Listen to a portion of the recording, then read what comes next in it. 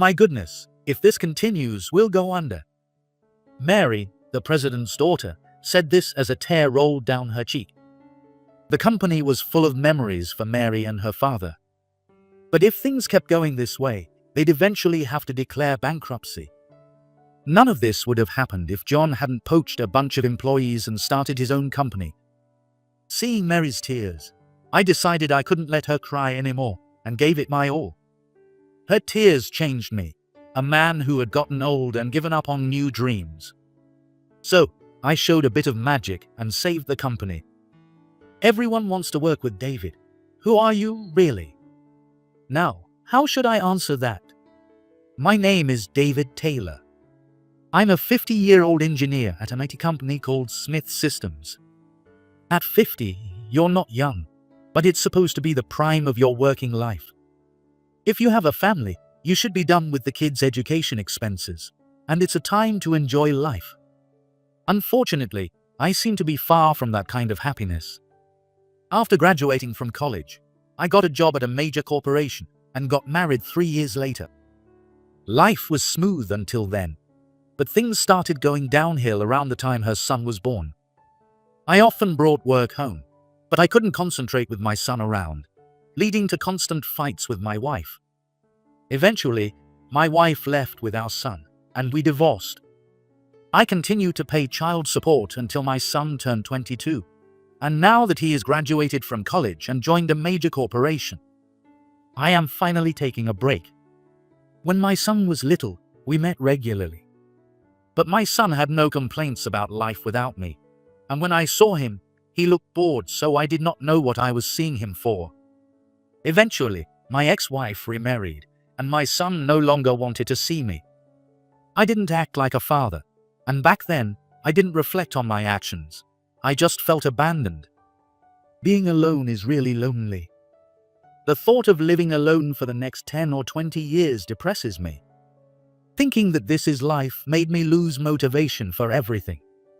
As a result, I stopped working as hard. I was completely apathetic back then. I didn't talk or hang out with anyone at work. That said, I wasn't exactly working hard either. To be blunt, there was no reason for the company to keep me on, and I was basically a wage theft. I was considered completely useless, and when the company changed presidents, I was forced to resign. Facing the reality that I was fired rather than quitting, I realized I had to do something and hurried to find another job. My track record as an IT engineer was solid, and I had won various awards in the past. However, my lack of motivation was communicated to the upper management of other IT companies, and I struggled to find a job. The company that hired me was Smith Systems. However, this company was on the brink of bankruptcy. Apparently, a lot of employees had quit recently, so they welcomed anyone who joined. The almost empty office was filled with computer screens and the low hum of machines running. Thinking I'd made a mistake, I decided to stay for a while and save my salary until the company went under, then find my next job. This company had a 25-year-old president's daughter named Mary Smith. She had only been with Smith Systems, her father's company, for 3 years since graduating from college. The fate of the company rested on Mary's shoulders. Recently, her father, the president, fell ill, and as if waiting for that, a lot of employees left in droves. Smith Systems is truly a sinking ship. Mary, who has only just entered the workforce, is alone in taking on the task of providing such guidance. Every morning when I arrive at the office, Mary is already there, carefully wiping down each desk. I worry that cleaning an empty office must be hard on her. At first, Mary didn't explain why so many employees left. I didn't want to push her, so we spent our mornings cleaning in silence. Mary is petite and charming, likely having captured the hearts of many men. But now, she's fully focused on work and says she isn't dating anyone. I quickly grew fond of Mary.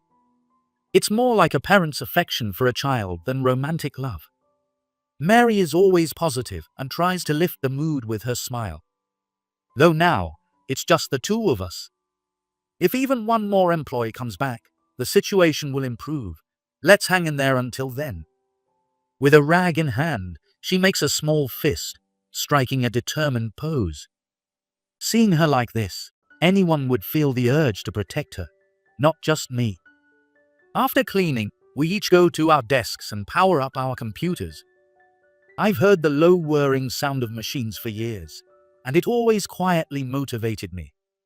Combined with Mary's passionate smile, I've recently started to regain a bit of my younger self. I don't think my presence alone will improve Smith Systems' condition, but I'm grateful for the job and will give it my all. At the last minute, a young man wearing a bike helmet rushes in. "Good morning, just made it in time." "Chris, you're always cutting it close, but rain or shine, you always make it by 9, and that's impressive." This 35-year-old man, Chris Jones, was our third and final employee. My co-workers left one by one. Chris stayed with Smith Systems. The three of us rack our brains daily to figure things out. I think continuing to rent this large office is a financial strain. But Mary dreams of working with a big team again, so she doesn't want to move to a smaller office. "David, could you take a look at this part?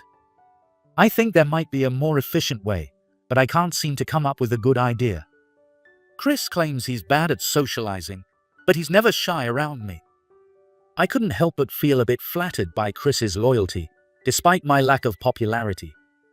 At that moment, the sound of footsteps in the hallway grew closer, and former employee John Anderson appeared. He barged into the office, leaving the door wide open, and walked straight to Mary's desk. The smile vanished from Mary's face, replaced by anger that quickly turned her face red. "John, what are you doing here?" "Hey, don't frown so early in the morning. It'll ruin your pretty face." "I don't want you to call me pretty, you traitor." John often came to the office like this to bother Mary. My first impression of him was that he seemed flashy, but was quite handsome. He knew his charm well, and often showed up in a t-shirt and jacket, typical of a young CEO. His attitude toward Mary is confident, and she seems to know full well that his smile is attractive. The trouble started with John's rebellion. He was once the top-performing engineer in the company, and had strong feelings for Mary. But when Mary rejected his proposal, he retaliated by taking all the employees and starting a new company. It is fair to say that Mary's father fell ill because he was shocked by John's betrayal. That's why Mary can't forgive John. I didn't hear this story from Mary, but from Chris. Chris and John are the same age and joined the company at the same time, so he often found it tough to be compared to John. He's outgoing and I'm introverted. He's good at his job and handsome, so he got a lot of attention from the female co-workers, but he was always focused on Mary. I think he's a perfect man. So what does Mary find unsatisfactory about him? Probably because of his personality. He's made a lot of women cry behind the scenes. If I were a woman, John would be the last person I choose. I recalled this conversation as I watched the exchange between Mary and John. John's condition for returning to Smith Systems was for Mary to accept his proposal. I don't know how big John's new company is, but marrying Mary would allow him to absorb Smith Systems completely, which must be appealing. Mary's face turned red with anger as she shouted at John, "I don't consider you a man or even a person. If you were human, you would have a warm soul somewhere in your body." John looked a bit shocked, but quickly regained his arrogant smile. "Soon, this company will be under my control, and then I'll work you like a slave. I won't let you do it. You'll make the atmosphere worse, so please leave now."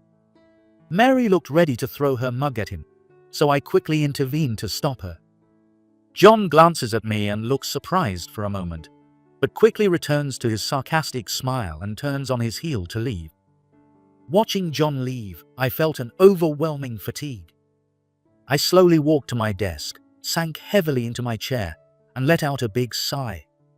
I noticed that Mary is lying face down with a pale face and her hands on the desk. My goodness, if this continues, we'll go under. A tear fell from Mary's eye. Smith Systems is full of memories of her father, the president.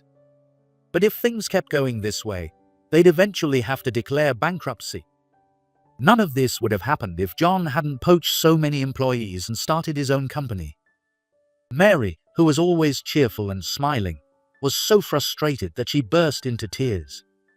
A man who makes a woman cry is trash. A man who leaves a crying woman alone is no better. Mary noticed me watching, quickly straightened up, and forced a smile. "All right, let's do our best today. I'm heading out for sales calls." "By yourself. I can watch The Office. So why not take Chris with you?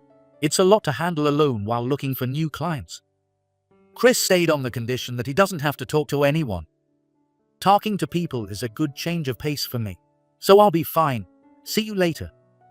Looking back, maybe she just wanted to cry her heart out where no one could see her. Chris seemed completely unconcerned, staring intently at his computer screen. When I saw Mary's tears, I felt a burning in my heart. A woman as young as my daughter is trying her best to hide her tears. She suppresses her emotions, forces a smile, and considers the feelings of the few employees left.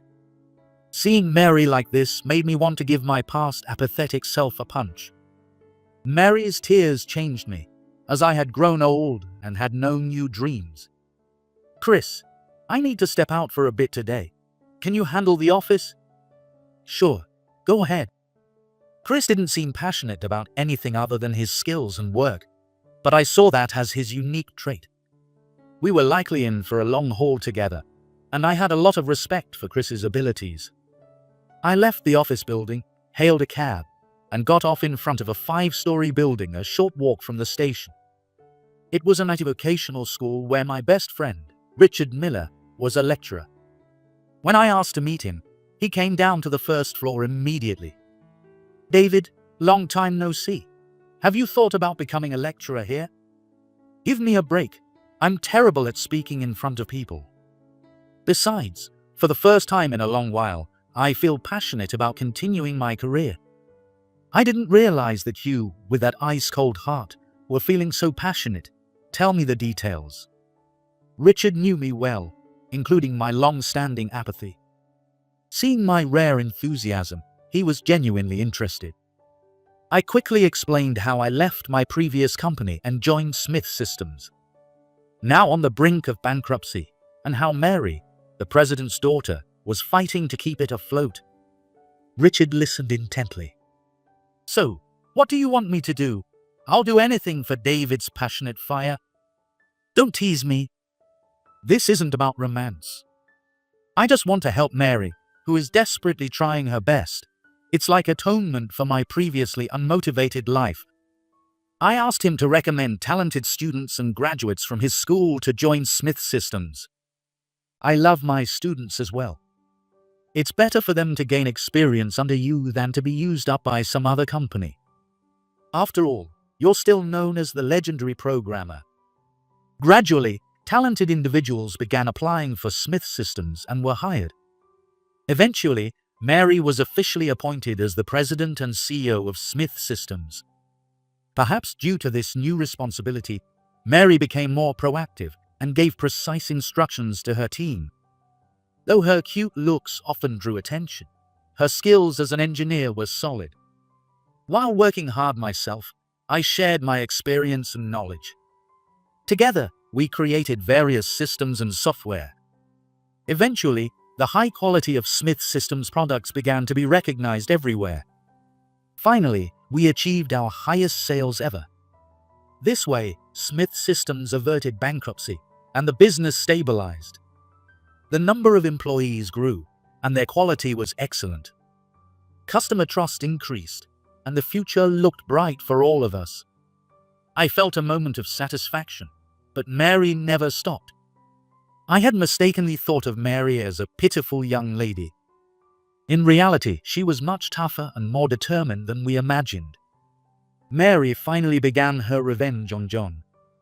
She secretly approached each talented engineer who had joined John's company, trying to recruit them back. At first, the employees were reluctant to go back now that they had betrayed Mary. But when I mentioned my name, they changed their minds. "If I can work under David Taylor, I want to return."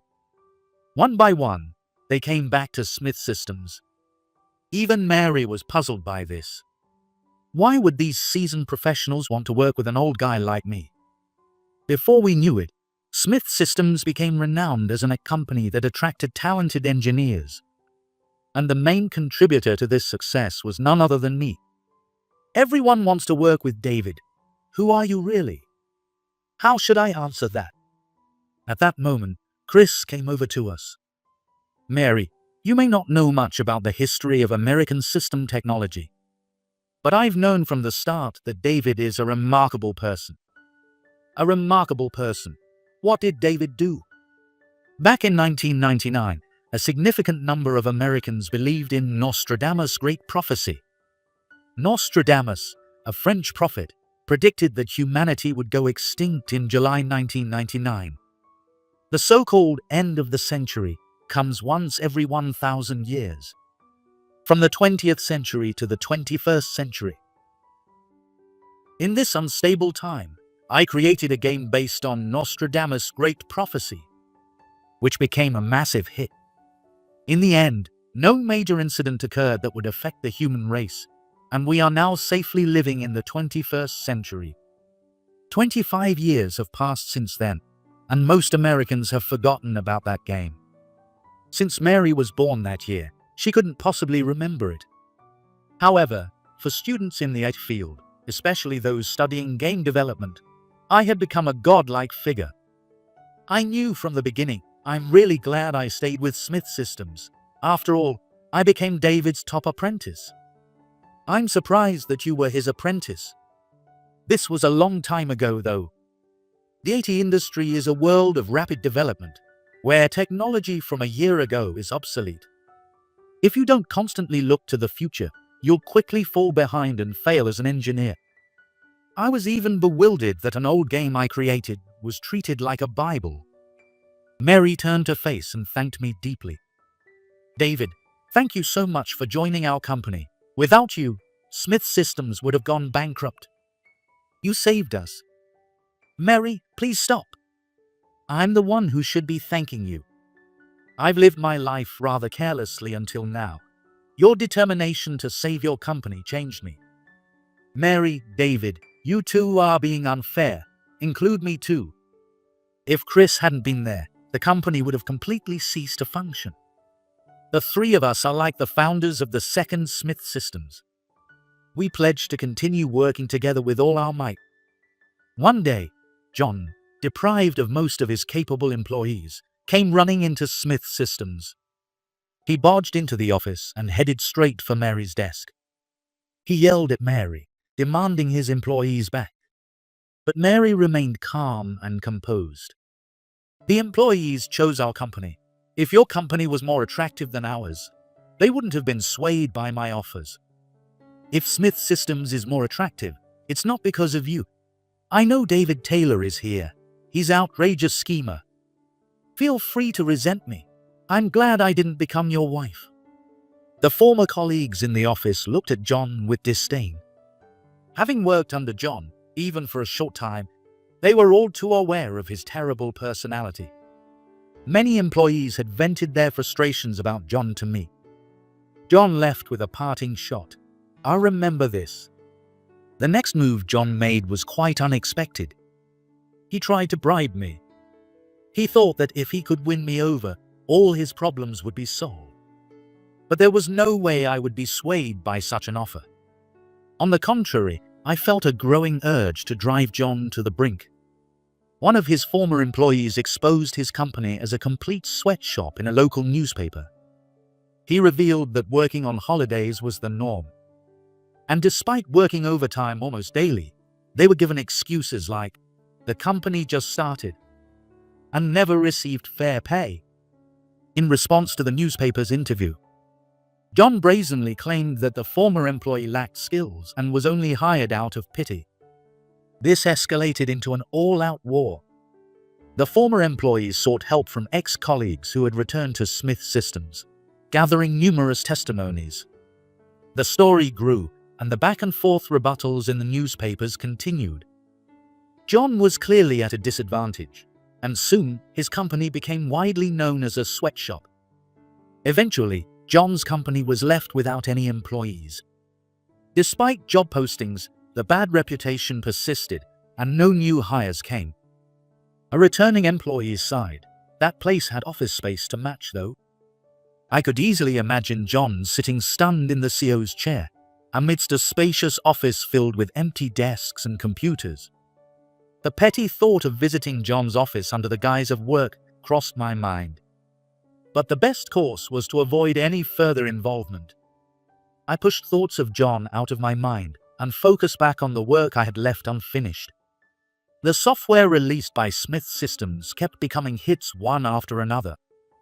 Amid this success, a game led by Chris gained widespread acclaim, becoming an unprecedented blockbuster.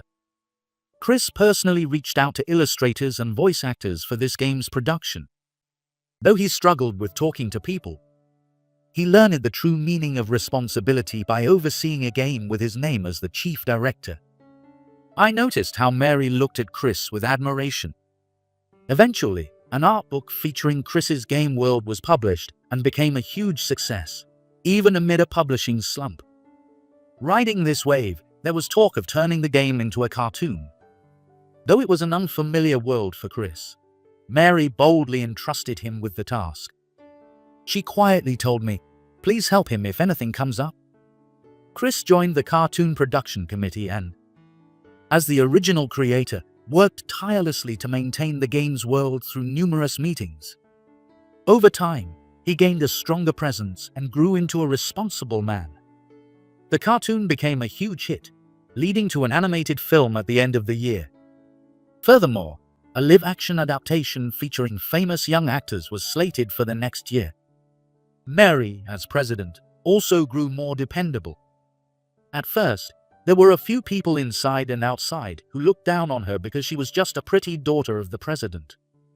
But recently this has been replaced by a look of respect. Mary had become very reliable, and as her confidant both professionally and personally, I stepped back to watch over her. John repeatedly visited Smith Systems to propose business partnerships, but Mary dismissed him. "No matter how many times you ask me, I refuse. We have more employees now. I can't risk their livelihoods by boarding a sinking ship."